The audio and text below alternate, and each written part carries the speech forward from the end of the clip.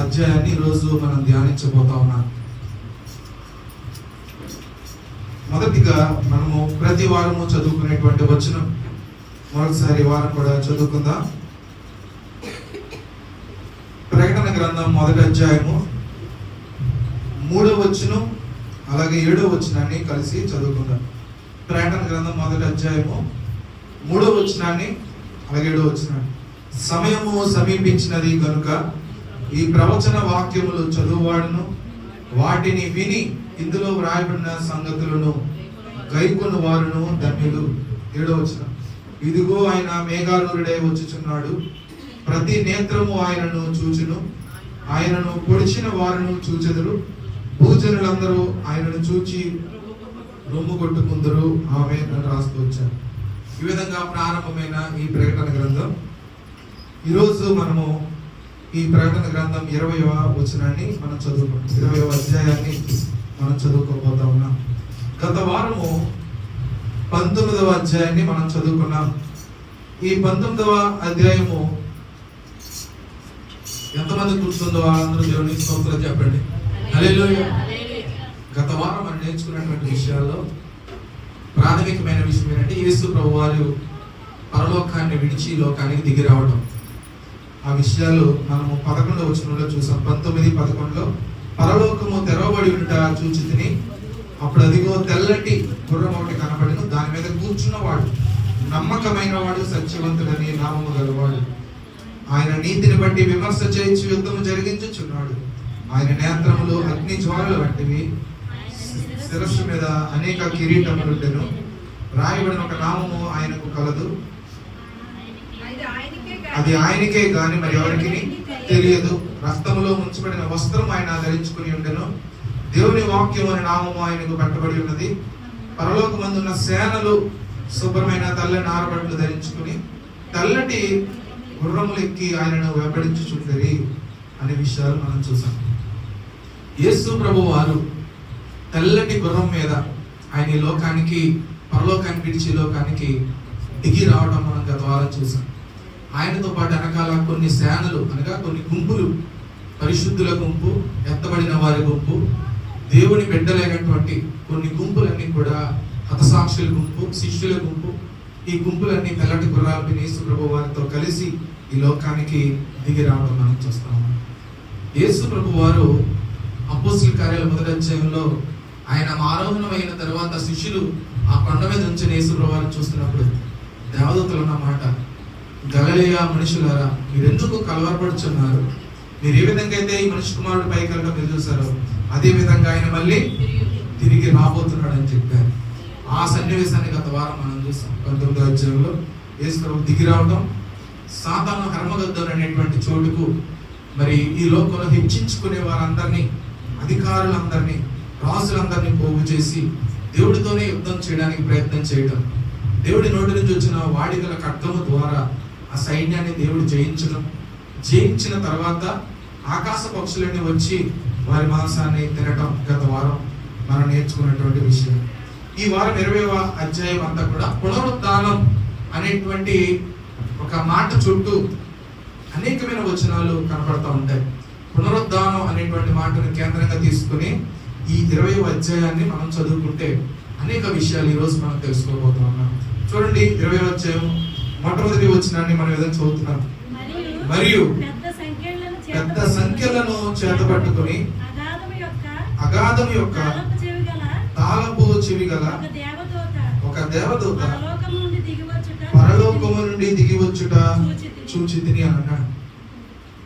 ఇక్కడ మనం చూస్తే పెద్ద సంఖ్యలను చేతపట్టుకుని, అంతేకాదు అగాధము అనేటువంటి స్థలం యొక్క తాళపు చెవి కలిగినటువంటి ఒక దూత పరలోకము నుండి దిగి వచ్చుట చూచితిని అని అన్నాడు. ఇక్కడ మనం చూస్తే అగాధం అనేటువంటి పేరు మనం చూస్తా ఉన్నాం.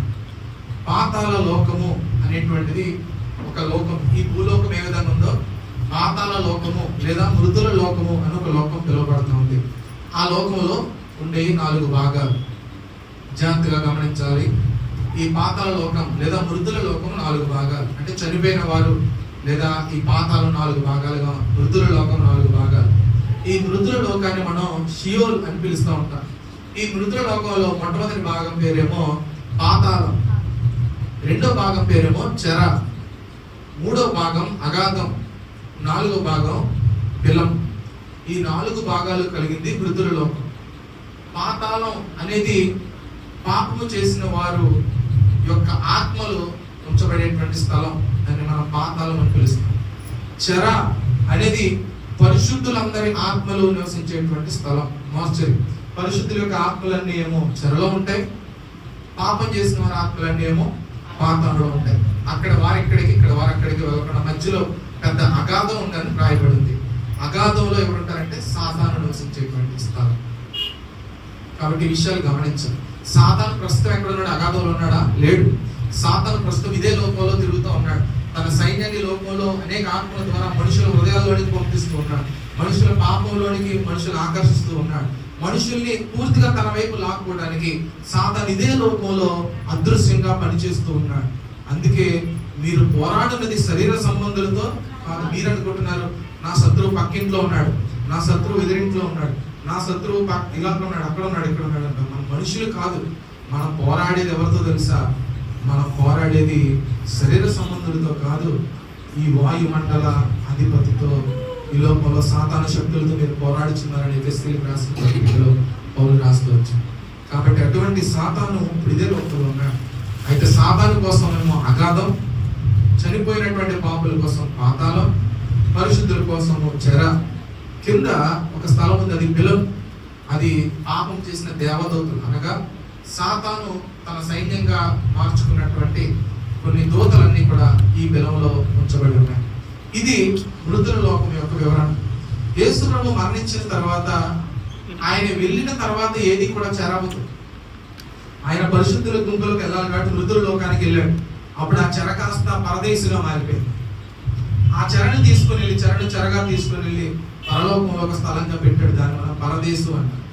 ఇప్పుడు పాతాళ లోకంలో 3 ఉన్నాయి. ఒకటి పాతాళం, ఒకటి అగాధం, 3 బిలం.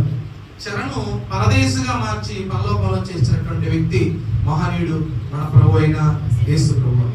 శిలువ మీద వేలాడుతున్నప్పుడు కుడివైపున దొంగ, దేవా నన్ను జ్ఞాపకం చేసుకుంటే నేడు నువ్వు నాతోనే పరదేశంలో ఉంటావు. ఆయన ఆ రోజు చెరలో అడుగు పెట్టంగానే అది పరదేశిగా మారిపోయింది. పరిశుద్ధుల గుంపు అంతటిని తీసుకుని ఇది వివరణ. ఇక్కడ మనం చూస్తే పెద్ద సంఖ్యలను చేత పట్టుకుని అగాధం యొక్క తాళపు చెవి కలిగిన ఒక దూత పరలోకము నుండి దిగి రావడం చూశానన్నాడు. నిజానికి ఇంతకు ముందు దూత గురించి మనం జ్ఞాపకం చేసుకున్నాం. చూడండి, ముందు అధ్యాయం 9వ అధ్యాయానికి మనం వచ్చినట్లయితే ప్రకటన గ్రంథం 9వ అధ్యాయము మొదటి వచనాన్ని విధంగా చదువుతున్నాం. 5వ దూత బూర ఊదినప్పుడు ఆకాశం నుండి భూమి మీదకి రాలిన ఒక నక్షత్రమును చూచితిని. అగాధం యొక్క తాళపు చెవి అతనికి ఇయ్యబడిను అని రాశాడు. ఇయ్యబడిను అని అంటే వేరే ఒకరి ద్వారా ఇయ్యబడింది. ఈ అగాధం యొక్క తాళపు చెవి లేదా పాతాళ లోకం యొక్క తాళపు చెవి ఎవరి దగ్గర ఉంది? ఎవరి నుంచి దేవదూతకి ఇవ్వబడింది? దేవదూత చేతికి ఇవ్వబడింది అని రాశాడు. ఎక్కడి నుంచి ఇవ్వబడింది?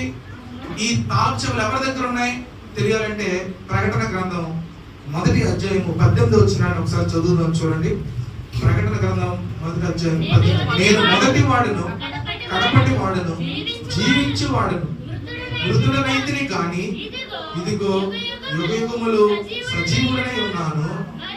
మరియు ఈ మాట చూడండి, మరణము యొక్కయు పాతాళ లోకము యొక్కయు తాళపు చెవులు స్వాధీనంలో ఉన్నాయి. యేసు ప్రభు వారి యొక్క స్వాధీనంలో మరణము లేదా పాతాళ లోకం యొక్క తాళపు చెవులు ఉన్నట్లుగా ఈ వాక్యంలో మనం చూస్తా ఉన్నాం. కాబట్టి తాళపు చెవులు ఒక దూతకు యేసు ప్రభు వారు అందించారు.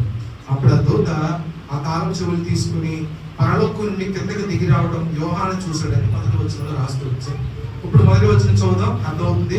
మరియు పెద్ద సంఖ్యలను చేతపట్టుకుని అగాధం యొక్క తాళపు చెవు కలిగినటువంటి ఒక దూత, దేవదూత పరలోకము నుండి దిగి వచ్చుట చూచితిని అని అన్నాడు. తర్వాత చూడండి, అతడు ఆది సర్పమును అనగా అపవాదియు సాతానును అను పేరు గల ఘట సర్పమును పట్టుకుని 1000 సంవత్సరములు వారిని బంధించి అగాధములో పడవేసి అని రాశాడు.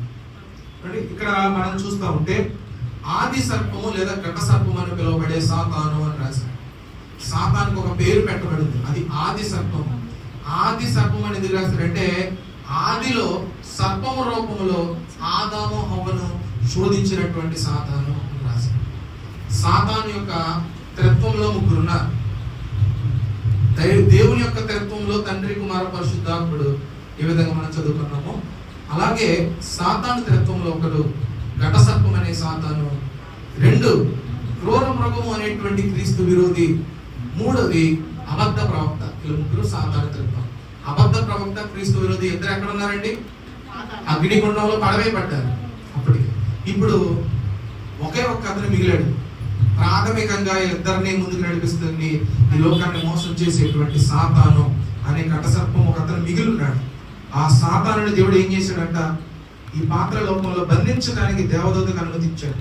అప్పుడు చూడండి, ఆది సర్పం అనగా అపవాది సాతాను ఘట సర్పంని పట్టుకొని ఎన్ని సంవత్సరాలండి? 1000 సంవత్సరాలు వారిని బంధించి అగాధంలో పడవేసి అని రాశాడు. ఎన్ని సంవత్సరాలండి? 1000 సంవత్సరాలు. 1000 సంవత్సరాలు అనేది మనం అక్షరార్థంగా అర్థం చేసుకుంటాం. అయితే ఒకసారి వాక్యంలో మనం చూడగలిగాం. ఎలాగా? ఆదాము నుండి అబ్రహాం వరకు 2000 సంవత్సరాలు. అబ్రహాము నుండి యేసు ప్రభు పుట్టుక వరకు అంటే మలాకి గ్రంథం వరకు ఇంకొక 2000 సంవత్సరాలు. అక్కడికి మొత్తం ఎన్ని సంవత్సరాలు అయినాయండి? 4000 సంవత్సరాల తర్వాత యేసు ప్రభు పుట్టాడు. ఆయన లోకానికి మనిషిగా వచ్చాడు. మనిషిగా వచ్చిన తర్వాత ఇప్పటికి ఎన్ని సంవత్సరాలు పూర్తయినాయి? 2025 సంవత్సరాలు. అంటే సుమారుగా 6000 సంవత్సరాలు అయిపోయింది. అంటే 6 రోజులు అయిపోయింది. 7వ రోజు అనగా 7 అనగా ఆఖరి రోజు అనగా 1000 సంవత్సరాలు. అంటే దేవుడు అక్కడ సమీపంగా ఉంది. నెక్స్ట్ వచ్చేటువంటి 1000 సంవత్సరాలు దేవుడి పరిపాలన చేయబోతా ఉన్నాడు. కాబట్టి ఈ విషయాన్ని మనం అర్థం చేసుకోవాలి. ఏమంటే 1000 సంవత్సరాలు దేవుడి దృష్టికి ఒక్క రోజు కింద ఉంది. కాబట్టి ఈ ప్రపంచం ఇప్పటి వరకు జరిగిన సంవత్సరాలు దేవుడి సృష్టితో పోలిస్తే 6 రోజులు అయిపోయింది. 6000 సంవత్సరాలు అయిపోయింది. ఇంకా 7వ రోజుగా పిలువబడేటువంటి పరిస్థితి ఉంది. ఇప్పుడు 1000 సంవత్సరాలు దేవుడు ఏం చేశాడంటే సాతాను ఎక్కడ పెట్టాడండి? అగాధంలో వేసేసి తాళం వేయించాడు. సాతాను అగాధంలో పెట్టబడ్డాడు. ఇప్పుడు ఏం జరుగుతుందో చూద్దాం. చూడండి, తర్వాత అగాధంలో చూడండి అక్కడ ఆ 1000 సంవత్సరాలు గడుచు వరకు ఇక జనమును మోసపరచకుండానట్లు అగాధమును మూసివేసి దానికి ముద్ర వేసెను. అటు పిమ్మట వాడు కొంచెం కాలం మళ్ళీ విడిచిపెట్టబడవలెను అని అన్నాడు. అగాధంలో కొంతవరకు టెంపరీగా అగాధంలో సాతాను వేసి తాళం వేసి.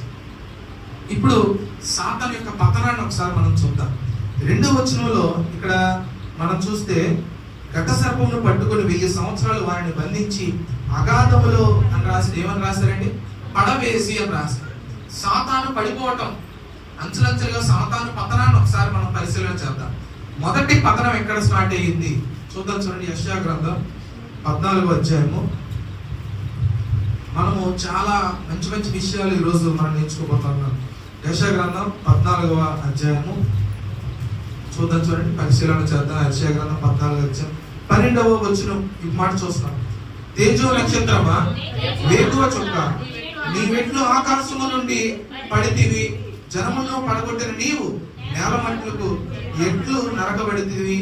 నేను ఆకాశానికి ఎక్కిపోయేదను, దేవుని నక్షత్రములకు పైగా నా సింహాసనము హెచ్చింతును, ఉత్తర దిక్కునున్న సభా పర్వతం మీద కూర్చుందును, మేఘమండలం మీదకి ఎక్కుదును, మహోన్నతులతో సమానునిగా చేసుకుందనని నీ మనసులో నీవు అనుకుంటివి కదా అని రాస్తూ వచ్చాడు. ఇక్కడ సాతాను పరిస్థితి ఏ విధంగా మారిపోయిందంటే, ఒకప్పుడు ఈ సాతాను దేవుడు దూతగా ఉన్నాడు. తేజో నక్షత్రం అని రాశారు. దాని అనువాదంలో హెబ్రీ భాషలో దాని తర్జుమాలు ఏమని రాశారంటే లూసిఫర్ అని రాశారు. లూసిఫర్ అనేది ఏంటంటే సాతాను యొక్క పేరు. మికాయేలు, రఫాయేలు, ఏమంటే గాబ్రియల్ దూతల పేరు ఎలా ఉంటాయి. సాతానికి లూసిఫర్ అనే పేరు ఉంది. ఇతను సంగీత విద్వాంసుడయ్యి దేవుడు స్తుతించే పనిలో ఉన్నాడు. ఇలాగ దేవుడు స్తుతించి నన్ను ఎందుకు స్తుతించకూడదు, నేనెందుకు ఆ స్థితిలో ఉండకూడదు అని తను తాను హెచ్చించుకుని దేవుడి కంటే గొప్పవాడిగా దేవుడితో సమానమైన స్థితిని కావాలని కోరుకుని ఆ పరలోకం అనేటువంటి స్థలం నుండి కిందకు పడవేయబడ్డాడు. అది 2వ ఆకాశంలోనికి పడవేయబడ్డాడు. మనం ఇంతకు ముందు చూసాం 3 ఆకాశాల విషయాలు చూసాం. మొదటి ఆకాశం మనం చూసినటువంటి వాయుమండలం. 2వ ఆకాశం ఎవరంటే సాతాను తన సైన్యము నివసించేటువంటి స్థలం. వాటికి పైన 3 ఆకాశంలో దేవాతి దేవుడు సింహాసనం ఉన్నటువంటి పరలోకాన్ని చూస్తాం. ఇప్పుడు ఈ పరలోకం నుండి ఈ భూ ఆకాశం మీదకి రావాలంటే దేవుడి మధ్యలో ఎవరున్నారు చెప్పండి? మధ్యలో ఎవరున్నారు? మధ్యాకాశంలో సాతాను తన సైన్యం ఉన్నారు. అందుకే ఈ వాయుమండల అధిపతి అనేది సాతానుని దాటి మన ప్రార్థన దేవునికి దగ్గరికి వెళ్ళాలంటే మనం దేవుడిని చేరుకుని మనము ఎంత బలమైన విశ్వాసంతో మనం జీవించాలో ఆలోచించాలి.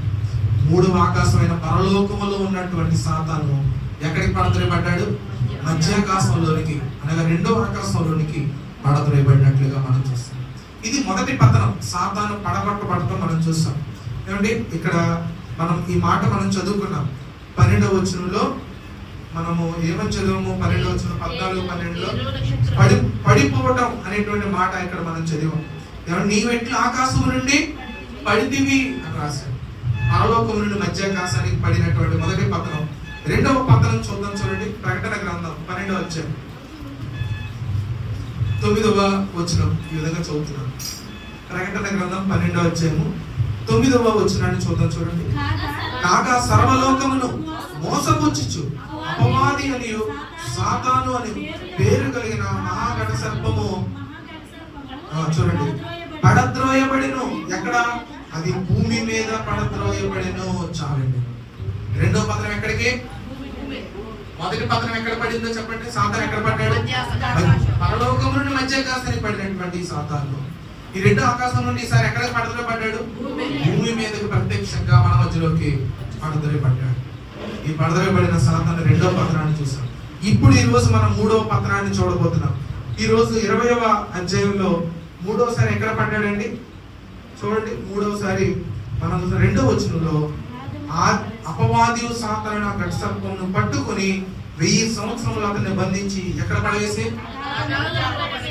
పరలోకం నుండి మధ్యాకాశం నుండి భూమి నుండి అగాధం.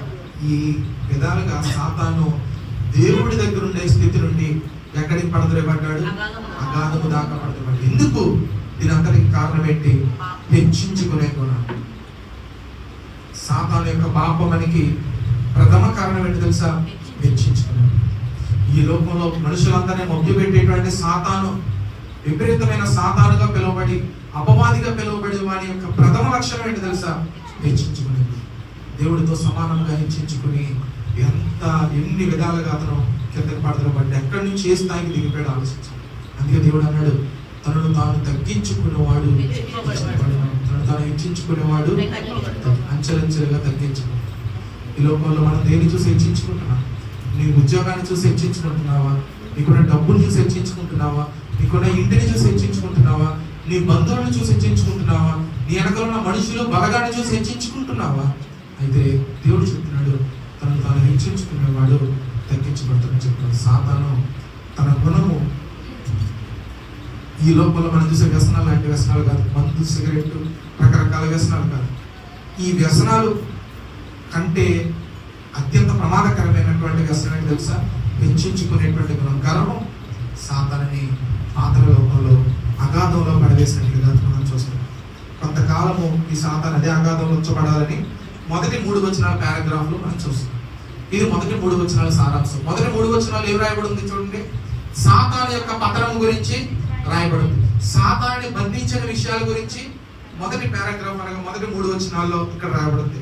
2వ విషయాలు 4వ వచనం నుండి 6వ వచనం వరకు ఇక్కడ ఒక విధానాన్ని మనం చూద్దాం. చూడండి, ఇప్పుడు మనము చదవండి. అంతట సింహాసనములు, ఇక్కడ ఏమని రాశారండి? సింహాసనములు. సాధారణంగా మనకు తెలిసినటువంటి సింహాసనం అని చదువుతాం. ఇక్కడ ఏమనుందండి? సింహాసనాలు. అంటే చూడండి, సింహాసనాలు అంటే ఇంకా సింహాసనాలు ఉన్నాయి, చాలానే సింహాసనాలు ఉన్నాయి.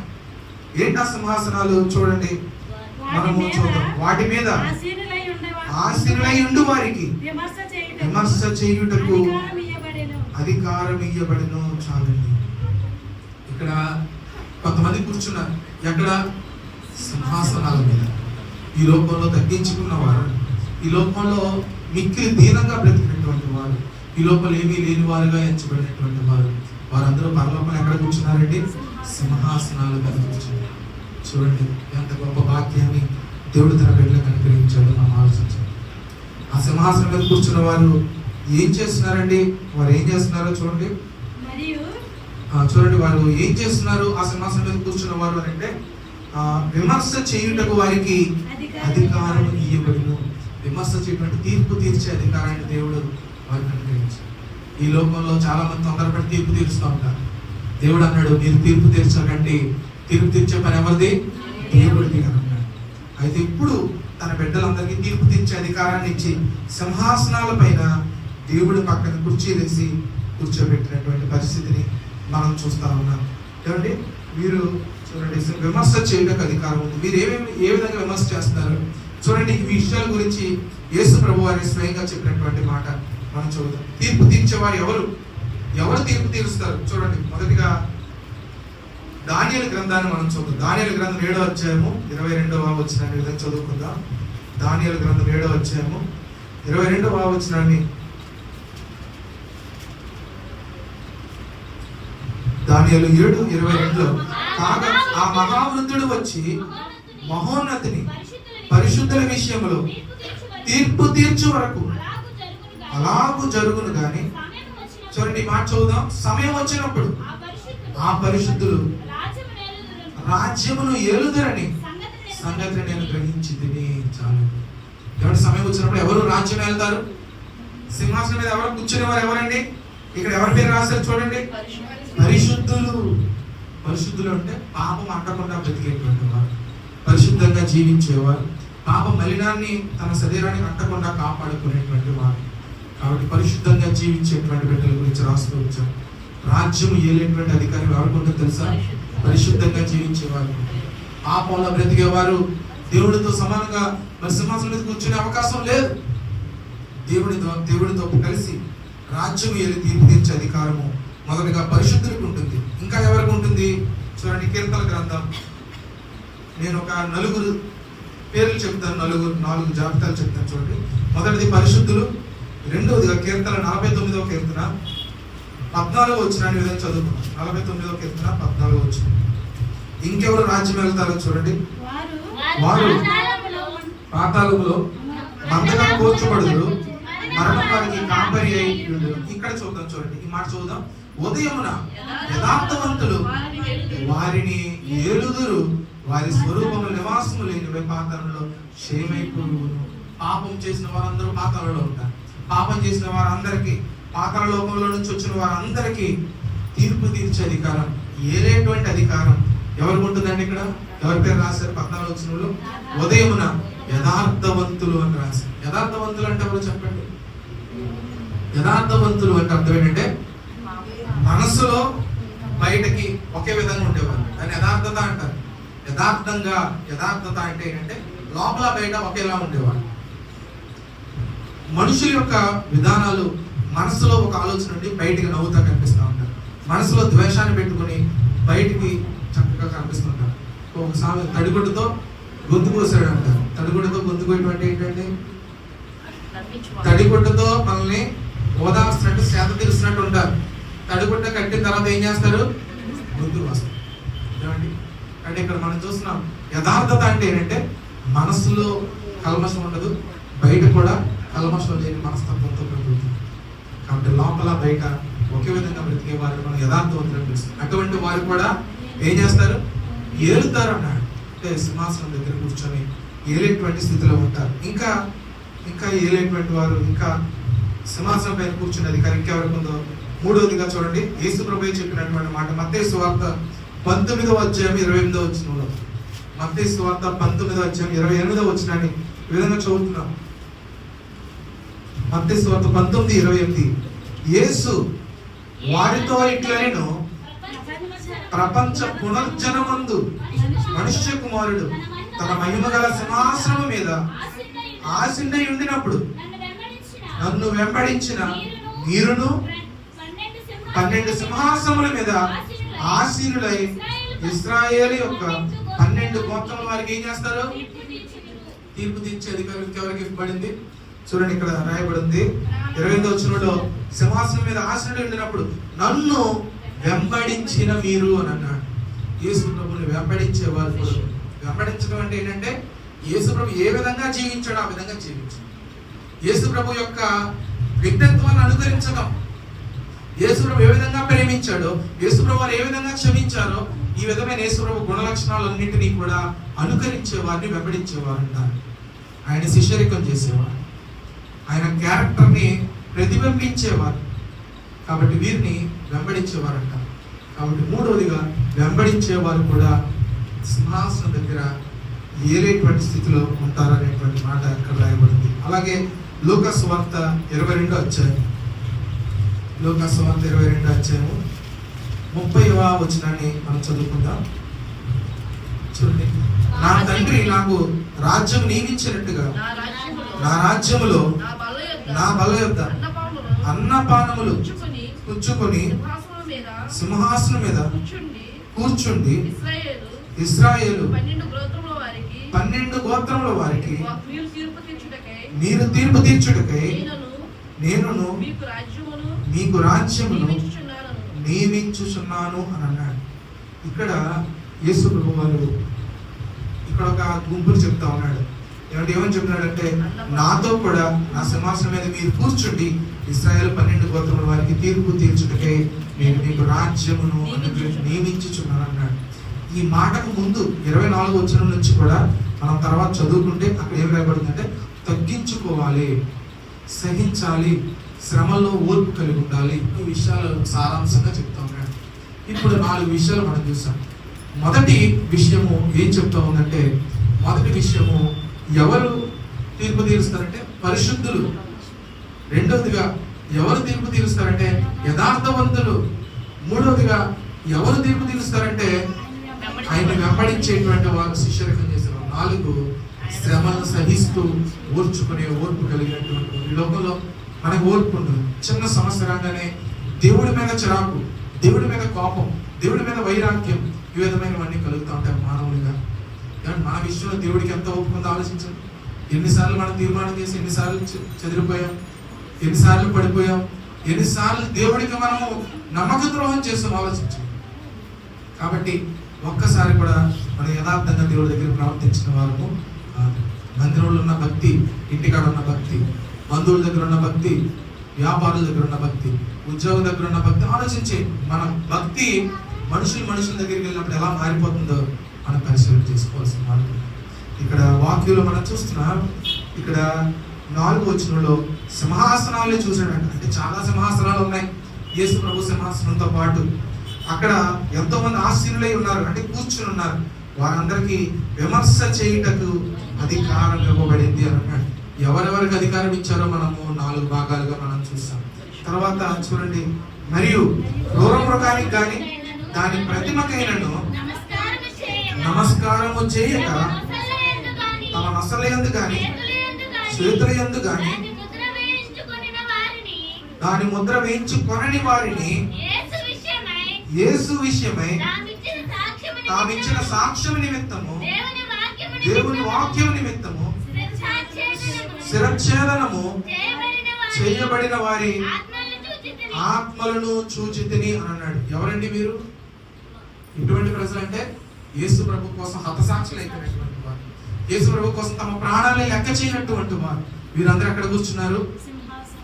సింహాసనాల మీద కూర్చున్నారు. ఇంకెవరు?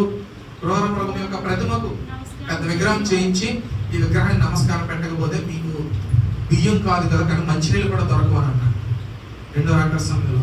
అప్పుడు అందరూ మాకు వస్తువులు కావాలి, మాకు రేషన్ కావాలి, మాకు నీళ్లు కావాలి, మాకు బియ్యం కావాలి, నమస్కారమే కదా పెట్టేద్దాం అని రాజీ పడిన వారందరూ ఇప్పుడు ఇబ్బందులు పడతా ఉన్నారు. అయితే దేవుడి కోసం చనిపోవడానికైనా నేను సిద్ధం, నేను పాపం చేయను, విగ్రహానికి మొక్కను. విగ్రహానికి ఎందుకు మొక్కకూడదు? విగ్రహం అంటే ఏంటి చెప్పండి? విగ్రహం అంటే ఏంటి తెలుసా? సజీవుడు ఆత్మస్వరూపి అయిన దేవుడిని ఈ లోకంలో కనబడే ఒక బొమ్మ కింద తయారు చేయడమే విగ్రహం. అంటే దేవుడిని వేరొక విధానంలో చూడటానికి మనుషుడు కల్పించుకున్న మరి కల్పిత పాత్ర విగ్రహం. తన చేతులతో తాను సృష్టించుకున్న ఒక బొమ్మని చూపించి ఇతనే దేవుడు అంటే విగ్రహం. దేవుడి స్థానాన్ని వేరే ఈ లోకంలో దేనికి ఇచ్చిన విగ్రహం. ఉదాహరణకి దేవుడి కన్నా నీ భార్యను ఎక్కువగా ప్రేమిస్తే ఆవిడే నీకు విగ్రహం. దేవుడి కన్నా నీ బిడ్డలను ఎక్కువగా ప్రేమిస్తే వాళ్ళే నీకు విగ్రహం. కాబట్టి దేవుడి స్థానాన్ని ఈ లోకంలో దేనికి ఇచ్చినా అది విగ్రహం. దేవుడు సజీవుడు, ఆత్మ కలిగిన వాడు. ఆయన్ని మనం చూస్తూ ఆత్మతో సేవించడమే భక్తి. దేవుడి కార్యక్రమాలని, దేవుడి క్యారెక్టర్ని, దేవుడి వ్యక్తిత్వాన్ని జీవించడమే భక్తి. దేవుడిని ఒక రూపంలో మనం తయారు చేసుకుంటే అది విగ్రహం.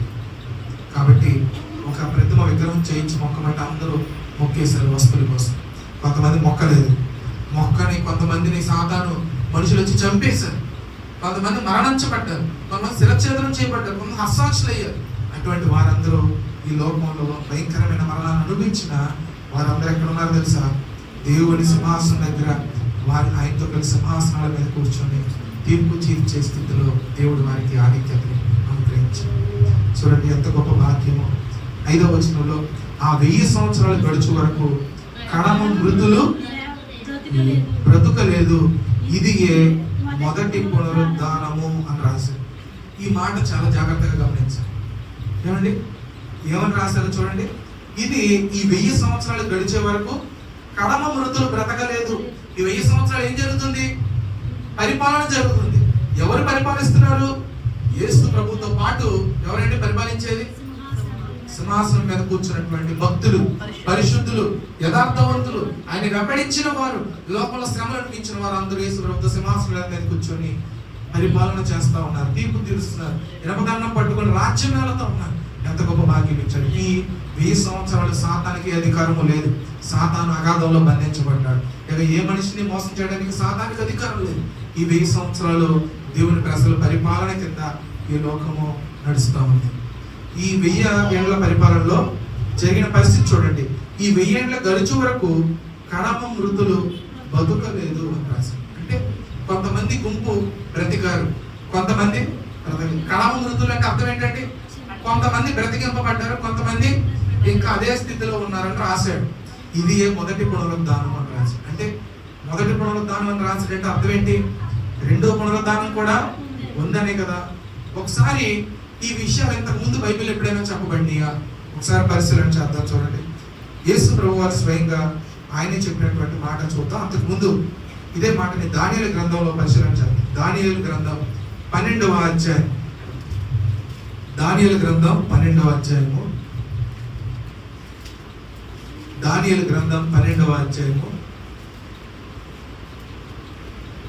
2వ వచనాన్ని విధంగా చదువుకుంటా ఉన్నాం. మరియు సమాధుల్లో నిద్రించు అనేకులు ఏం చేస్తారండి? సమాధుల్లో నిద్రించే వారు అనేకులు మేలుకుంటారంట. కొందరు నిత్యజీవం అనిపించడానికి, కొందరు నిందల పాలవుటకు, నిత్యముగా హేయులగుటకు మేలుకుంటున్నాడు. కొంతమంది నిత్యజీవం కోసం మేలుకుంటారంట, కొంతమంది నిందల పాలవటానికి, హేయులగటానికి సమాధుల నుంచి మేలుకుంటారంట. 2 గుంపులు చెప్పాడు. ఇంకా స్పష్టంగా యేసు ప్రభువు చెప్పిన మాట చూద్దాం. యోహాను సువార్త 5వ అధ్యాయము చూద్దాం. మొదటి పునరుద్ధానం గురించి ఏమని రాశారో యోహాను సువార్త 5వ అధ్యాయము 28వ వచనాన్ని విధంగా చదువుకుందాం. యోహాను సువార్త 5:28 చూడండి. దీనికి ఆశ్చర్యపడకుడి, ఒక కాలం వచ్చుచున్నది, ఆ కాలమున సమాధులలో ఉన్న వారందరూ ఆయన శబ్దము విని, ఈ మాట చూద్దాం చూడండి, మేలు చేసిన వారు జీవ పునరుద్ధానమునకు, కీడు చేసిన వారు తీర్పు పునరుద్ధానమునకు బయటకు వచ్చెదరు అని అన్నాడు. అంటే ఎన్ని పునరుద్ధానాలు చెప్పండి? 2 పునరుద్ధానాలు. మొదటి పునరుద్ధానంలో ఎవరు లభిస్తున్నారు? మేలు చేసిన వారు. ఏమండి? నీతిమంతులు, పరిశుద్ధులందరూ మొదటి పునరుద్ధానంలో మేలుకుంటారు. ఆ మేలుకున్న వారందరూ 1000 ఏళ్ళు దేవుడితో పరిపాలన చేస్తారు. కొంతమంది ఆ 1000 ఏళ్ళు కూడా ఇంకా ఎక్కడ ఉన్నారు? సమాధిలోనే ఉన్నారు. వారు ఇంకా పునరుద్ధానం వారు పొందుకోలేదు. ఈ మాట వాక్యంలో రాస్తూ వచ్చారు. చాలా అద్భుతమైనటువంటి మాట. ఏమండి, ఇంతకీ పునరుద్ధానము మనం పొందుకోగలమా? ఎవరు పొందుకుంటారు? మొదటి పునరుద్ధానం ఇక్కడ రాశాడు. ఎవరండి? మేలు చేసిన వారు అని అన్నాడు. మనం మేలు చేసే వారి మీద ఆలోచించాలి. మేలు చేసే గుణము మనలో ఉందా పరిశీలన చేసుకోండి. ఈ మొదటి పునరుద్ధానం ఇంకా ఎవరెవరు రాగలరో ఇంకొక విషయాన్ని చూస్తాం. లూకా సువార్త 20వ అధ్యాయము 35వ వచనాన్ని చూద్దాం. చూడండి, లూకా సువార్త 20వ అధ్యాయము 35వ వచనం. పరమును మృతుల పునరుద్ధానమును పొందుటకు యోగ్యులని ఎంచబడిన వారు అని అన్నాడు. చాలండి.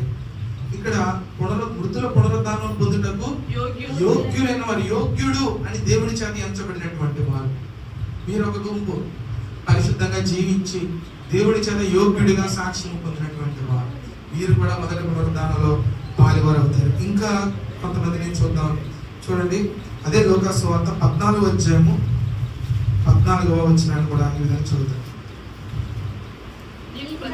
నీకు ప్రత్యుపకారము చేయుటకు వారికి ఏమీ లేదు కనుక. ఎవరికి ఏమీ లేదండి. ఆయన ఈ మాట చేసి చెప్తూ ఉన్నాడు. చూడండి 13వ వచనం 12 నుంచి చదువుదాం. మరియు ఆయన తను పిలిచిన వారు ఇట్లా, నువ్వు పగటి విందైనను రాత్రి విందైనను చేయనప్పుడు నీ స్నేహితులను గాని నీ సహోదరులైనను నీ బంధువులైనను ధనవంతులైన నీ పొరుగు వారినైనను ఏమన్నాడండి? నువ్వు విందు చేసేటప్పుడు, మీ ఇంట్లో ఫంక్షన్ జరిగినప్పుడు, భోజనాలు పెట్టినప్పుడు ఏమన్నాడు ఆయన? నీ స్నేహితులు కానీ సహోదరులు కానీ బంధువులు కానీ ధనవంతులైన నీ పొరుగు వారిని కానీ పిలవద్దు. ఎవరిని పిలవాలి? వారు ఒకవేళ నిన్ను మరలా పిలుదురు కనుక నీకు ప్రత్యుపకారము కలుగును. అయితే నువ్వు విందు చేసినప్పుడు ఎవరిని పిలవాలో చూడండి. పేదలను, అంగహీనులను, గుడ్డి వారిని పిలువము. ఎందుకు? నీకు ప్రత్యుపకారము చేయడానికి వారికి ఏమీ లేదు కనుక నీవు ధన్యుడు వగుదవు. నీతిమంతుల పునరుద్ధానమందు నీవు ప్రత్యుపకారము పొందుదువు. నీతిమంతుల పునరుద్ధానం, మొదటి పునరుద్ధానంలో నీకు ప్రత్యుపకారం జరుగుతుంది. ఈ లోకంలో ఫంక్షన్స్ జరుగుతూ ఉంటాయి. ఒక ఎమ్మెల్యే ఫంక్షన్ కావాలండి, వచ్చే వాళ్ళందరూ ఎవరెవరు వస్తారు? ధనవంతులందరూ పెద్ద పెద్ద కార్లు వేసుకుని ఆ స్థాయికి తగిన వారందరూ వస్తారు. ఏమండి? ఫంక్షన్స్ పెద్ద పెద్ద వాళ్ళు, గొప్ప గొప్పలు అందరినీ పిలుచుకుంటారు. మంచిదే.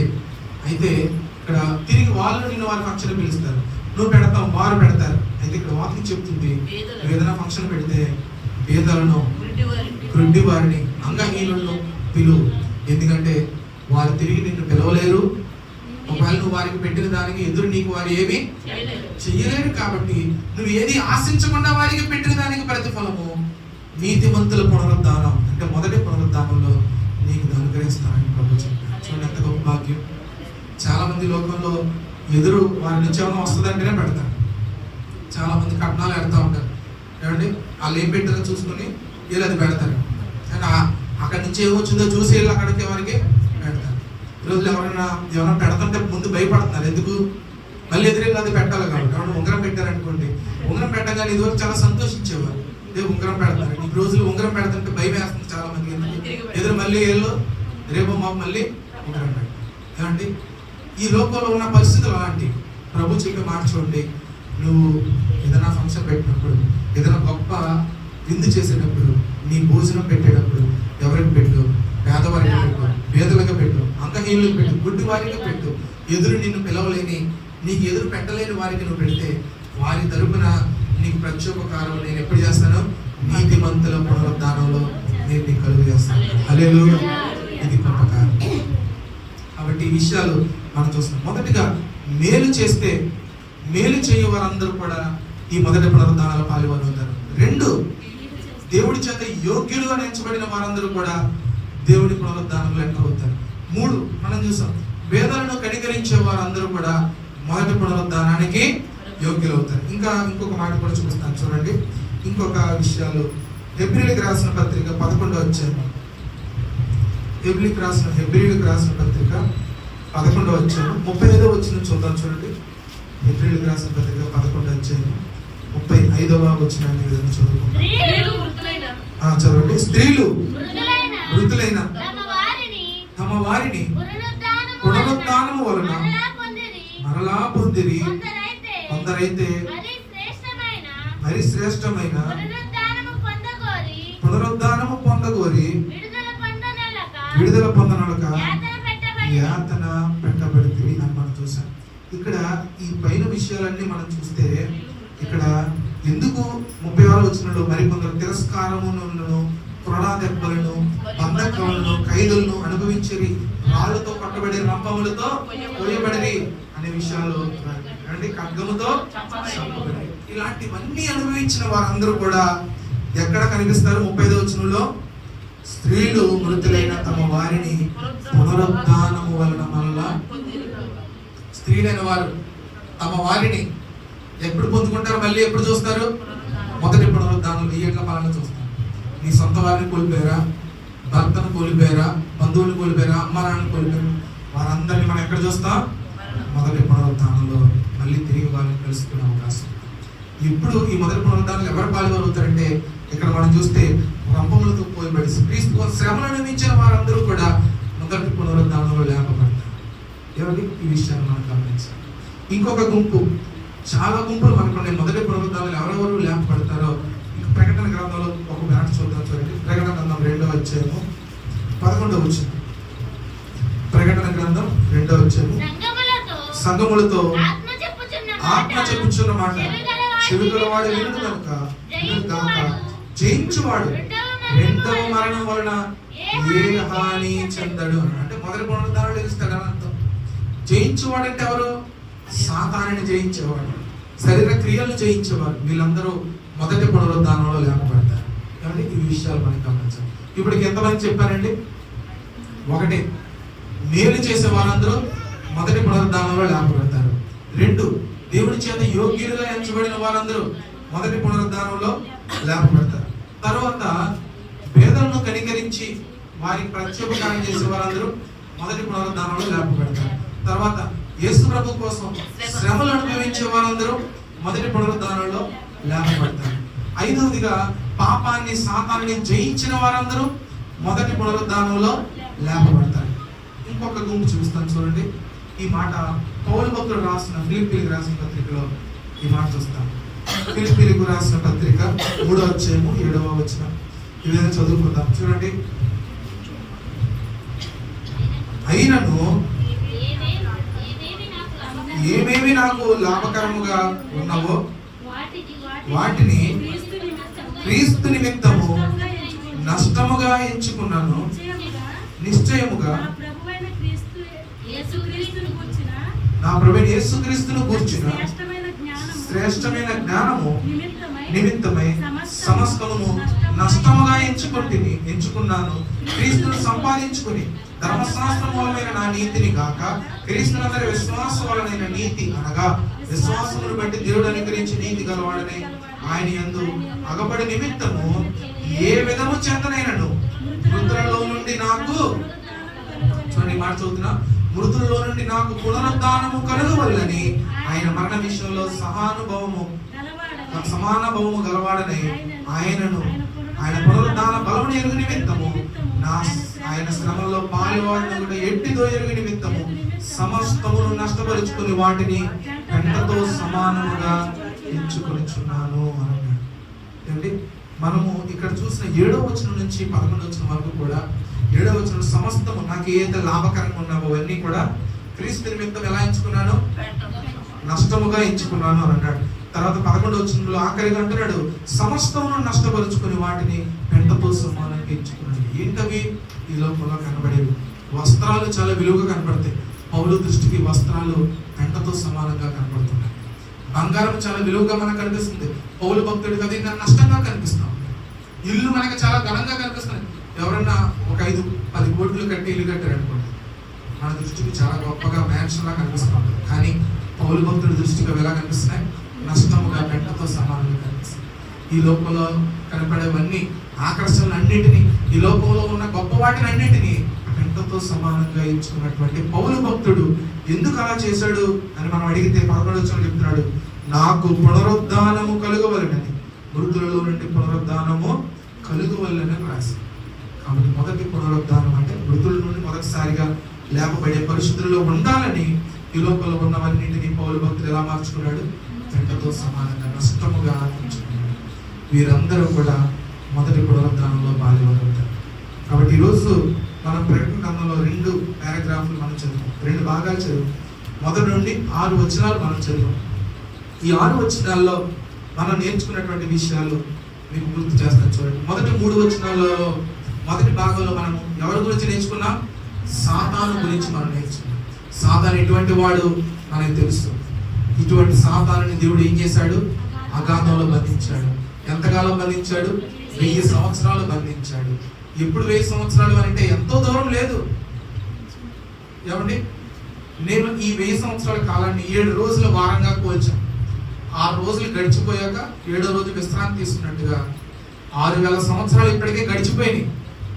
ఏమంటే ఇంకా జరగబోయేది దేవుడి రాకడా, దేవుడి రాకడలో 1000 ఏళ్ల పాలన మన ముందు ఉంది అనే విషయాన్ని మనం గమనించి ఇలా మన కష్టాలని సమస్యల్ని మనము ఓర్చుకోవడం మనం నేర్చుకోవాలి.